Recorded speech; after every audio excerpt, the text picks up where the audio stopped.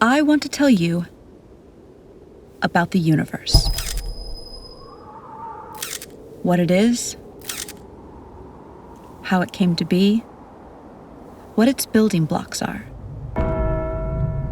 I want to tell you how the future creates the past, which then creates the future. But first, I want to tell you about crystals. You might be surprised to know that a crystal isn't an expensive piece of glass or a chandelier in some fancy dining room. The word crystal simply means a pattern that is periodic. Look at this checkerboard pattern. See how it continues to spread out infinitely in each direction? That means it's a periodic pattern. So that's a two-dimensional crystal. This is another two-dimensional crystal. And this is another. You can also have three-dimensional crystals. By the way, this 3D glass is called crystal because its atoms are actually arranged in a crystalline pattern.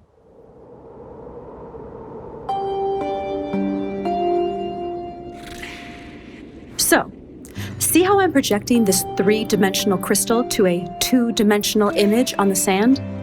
See how the 2D projection looks distorted because of the angle of the projection? That 2D image also has a pattern, but it isn't periodic. So, it's not a crystal. But there's a deep connection between the 2D object on the sand and the 3D mother crystal. This distorted 2D pattern is called a quasi-crystal. A quasi-crystal in a certain dimension, in this case 2D, is a projection of a crystal in a higher dimension, in this case 3D. A group of physicists in Los Angeles is working on a new physics theory where a particular 8D crystal, yep, that's right, an 8-dimensional crystal, is projected to 4D at a very particular angle, which forms a 4D quasi-crystal. And from this 4D quasi-crystal, they derive a 3D quasi-crystal, which they believe is the fundamental substructure of all of reality. This 3D quasi-crystal has a fundamental building block, a tetrahedron, which is a three-dimensional equilateral triangle. The size of each edge on this shape is the smallest possible length that can exist. This is called the Planck length. It's 10 to the 35 times smaller than a meter. So you know how your TV screen is broken down into building blocks called pixels? A pixel is the smallest possible indivisible unit of the 2D screen.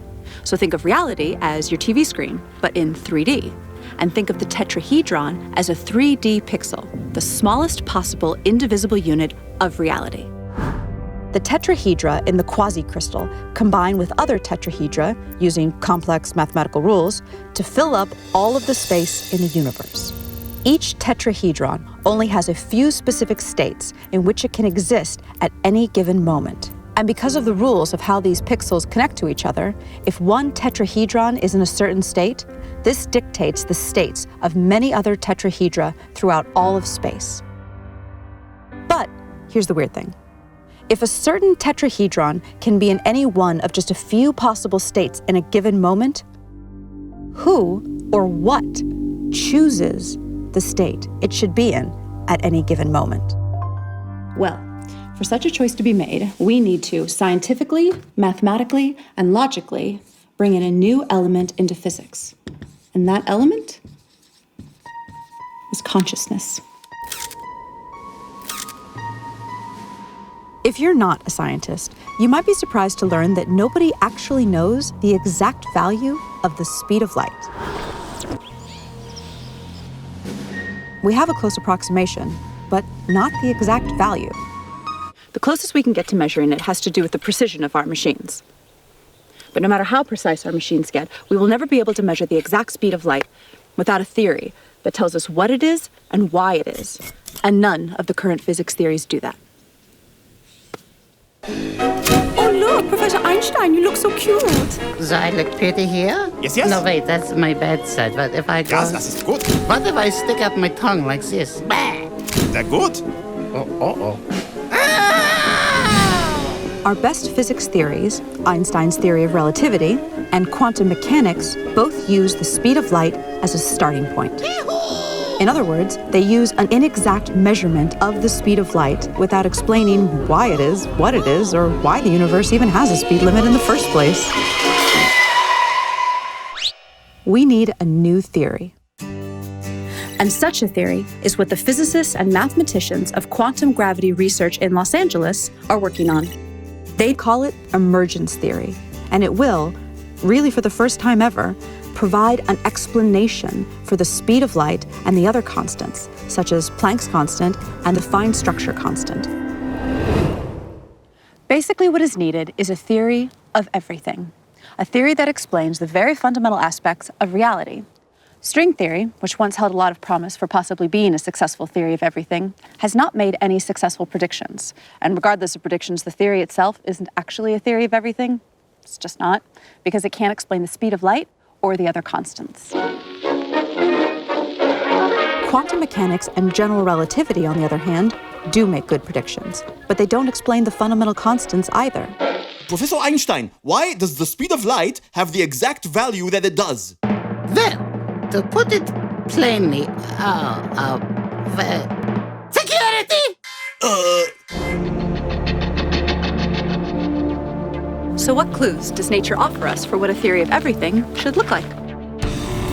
We've identified 7. Information, causality loops, non-determinism, consciousness, pixelation, E8 crystal, and the golden ratio. A growing number of physicists are saying reality is made of information. What does that even mean?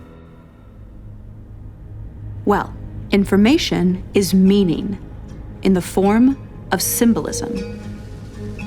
A language or code provide this kind of information conveying symbolism. A very different type of symbol is one that represents itself. Geometric symbols can do that. A cube can represent love, if we say it does, or it can represent, really with minimal subjectivity, itself. Could there be a language or code made out of geometry? What type of information would such a language express? Quantum physics theory and classical physics indicate that reality is made of information, and there is no evidence that reality is made of anything other than information. Many physicists agree with this, and many don't. But those that don't agree that reality is made of information have no explanation for what reality is, if it's not information. Gentlemen? Reality is made of information. Nope. Yes, it is made of information. No. Okay, so what is it made of if not information? Energy. Energy is information. That's stupid. Energy is the potential for a particle to change its position. Potential is information. Energy is information. No. It's information. Then what is it? Not information. Then what is it? Not information.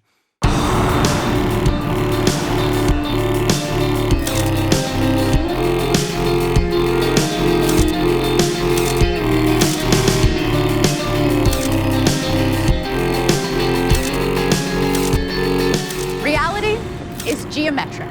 A geometric language in the form of geometric symbolism, the type of symbols that represent themselves, might explain how a geometric reality can be made of pure information. Information implies meaning. But what is meaning? Meaning is a comparison. That's what we do. But we do it so fast, we don't realize we're doing it. We look at something and we match it to something from our database. We say, that is a crosswalk. That is a building, not a crosswalk. That is a window, not a building. So meaning is the perception of something relative to something else. So therefore, meaning is subjective and requires choice. Can we get some dramatic music here? Because meaning is subjective, for it to even exist, it needs to be perceived or measured by some form of consciousness. Einstein showed how the past and the future exist simultaneously in one geometric object. So all time exists all the time. Let me say that again. All time exists all the time. I know that sounds kind of weird and unintuitive, but we have to kind of suspend our common sense.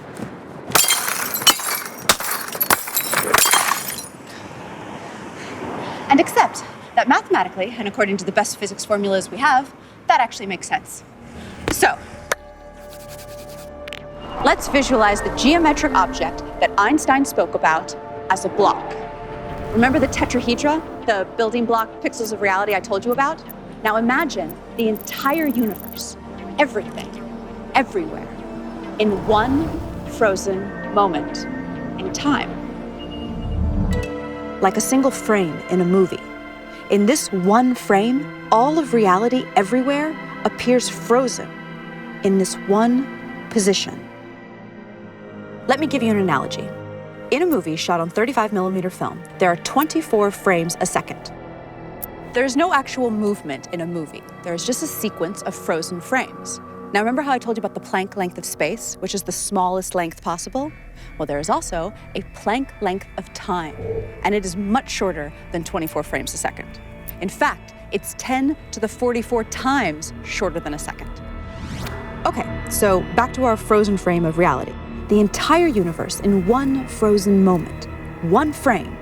But instead of a frame in a movie, it's a frame in all of reality. Now, imagine the next frame. Each frame is different from the previous one, just like in a movie.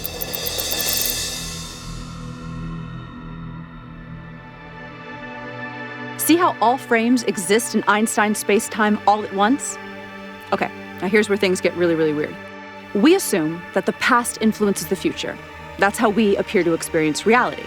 But when you look at this block, why would one side be the past and one side be the future? Why go left to right and not right to left? Why can't the future influence the past? Take away the names past and future if that helps you think of this concept. So what if the past influences the future and the future influences the past in an endless feedback loop?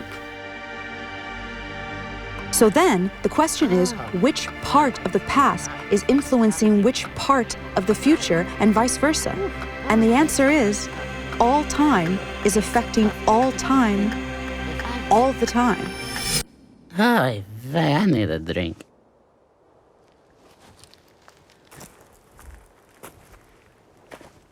Is this even possible?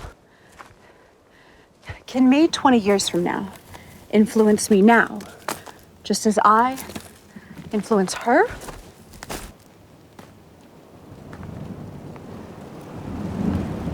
So can me 5 minutes from now influence me 10 minutes ago, just as me 10 minutes ago influences me as a baby, just as me as a baby influences me on my deathbed?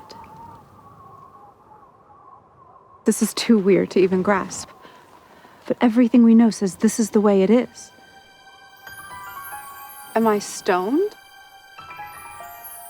Okay, so if every moment is co-creating every other moment, both forward and backward in time, then reality would be this massive neural network spanning space and time. This type of network would have one even way stranger quality than anything we've talked about so far. It would be its own creator. But the fact that all time exists all the time does not mean that the future is written in stone, and we're some kind of programmed animation or something. That's what they used to believe, though. Years ago, it was popular to believe in the somewhat bummer idea of reality being a deterministic program playing itself out. Light is scattered by electrons and is bounced off electrons. The famous double-slit experiment ruled out determinism. Look it up if you've never heard of it. It's wild and is one of the cornerstones of modern physics. But for now, take my word for it. It ruled out determinism and ushered in a new era of non-determinism, or basically, free will. So, how does free will work? One of the most surprising discoveries of quantum physics is that reality only exists when it is observed. That literally, particles do not exist until they are observed. Famous physicist John Wheeler, he's the guy who came up with the term black hole, says that reality is made of information, which is created by observation. The observation must be made, he says, by something conscious. And Nobel Prize winner Frank Wilczek said that quantum theory is contentious and obscure, and that it will remain that way until someone constructs, within the formalism of quantum mechanics, an observer, a model entity whose states correspond to a recognizable caricature of conscious awareness. An entity, an observer. So Frank Wilczek is basically talking about an entity, not necessarily a human being or an animal, that is capable of generating information by observing and measuring. But what would that conscious entity be? Well, we definitely know that consciousness exists in the universe. I mean, at least in us humans, right? I mean, I'm conscious, you're conscious, he's conscious, I think. I'm conscious. I'm conscious.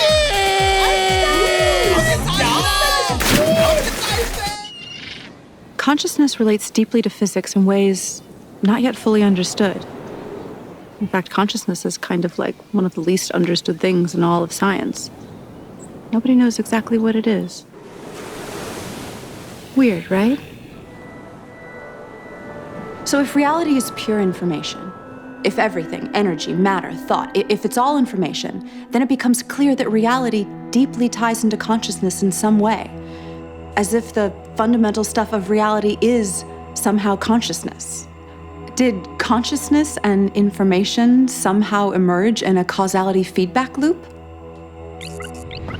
German physicist Werner Heisenberg developed the first equations of quantum mechanics using a type of math called matrix theory. He deduced that space and time were pixelated into indivisible three-dimensional Planck-length units, just like the two-dimensional pixels on your computer screen. It's good to be made of pixels. The mathematics indicated this. Mathematics. I love mathematics. Your pizza, Professor.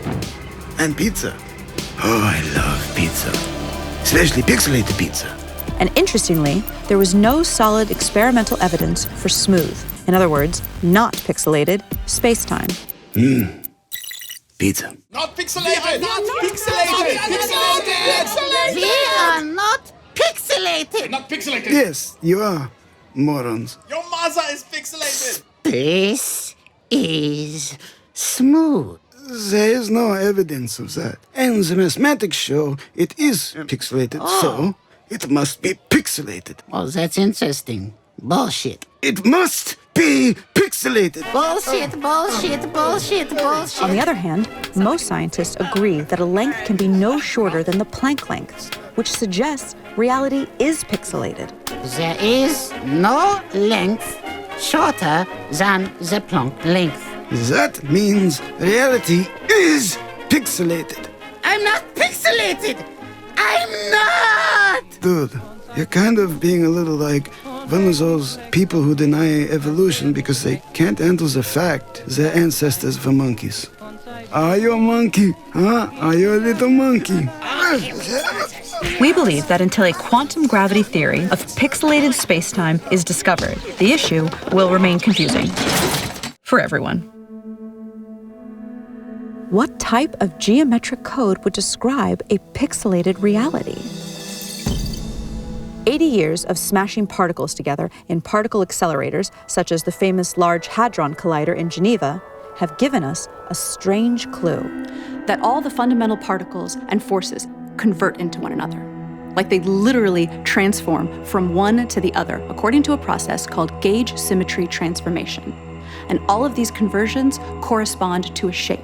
And not just any shape, an 8-dimensional shape. Now this shape forms a crystal. Now remember, crystals are periodic patterns of a certain shape, like that checkerboard is a 2D crystal made up of squares.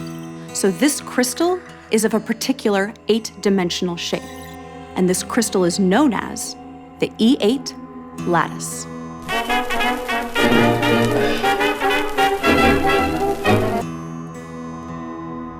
To generate that 3D quasicrystal, the substructure at the pixelated fabric of reality, we project this 8D crystal to 4D. And then we convert that to 3D. Now, just like the basic cell shape of the 3D cubic lattice is the cube, the cell shape of the E8 lattice is an 8D shape with 240 vertices. We call it the Gaussian polytope. When the Gaussian polytope is projected to 4D, it becomes two identical shapes of different sizes. The ratio of their sizes is a unique number, 0.618, also known as the golden ratio.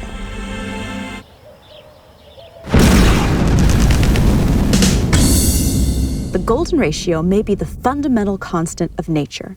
It is a ratio that is fundamental to circumscribed equilateral triangles, and it's weirdly ubiquitous in the universe, appearing everywhere from the quantum to celestial scales.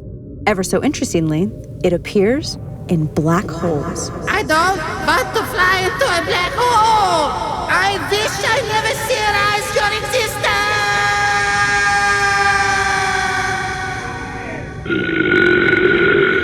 Okay, let's get serious for a second. Here are 3 quick facts for you science heads. The golden ratio is the precise point where a black hole's modified specific heat changes from positive to negative. And it is part of the equation for the lower bound on black hole entropy. The golden ratio even relates the loop quantum gravity parameter to black hole entropy. Why does this support the claim that the golden ratio is the fundamental constant of nature? Because a theory of everything must unite general relativity with quantum mechanics, and a black hole is where these two theories converge at their limits. Okay, so bear with me through some really weird math right now, and I'll reward you with some amazing footage of John Malkovich getting a pie in the face. There's a type of mathematics called matrix mathematics. No, not that type of matrix.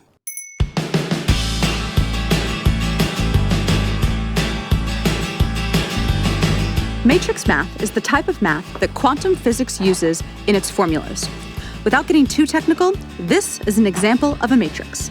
A matrix is just a group of numbers that are arranged in columns and rows. And there's a certain amount of combinations for these numbers inside the matrix. Like if a matrix has 4 numbers inside it, there are 24 different possible combinations for those 4 numbers.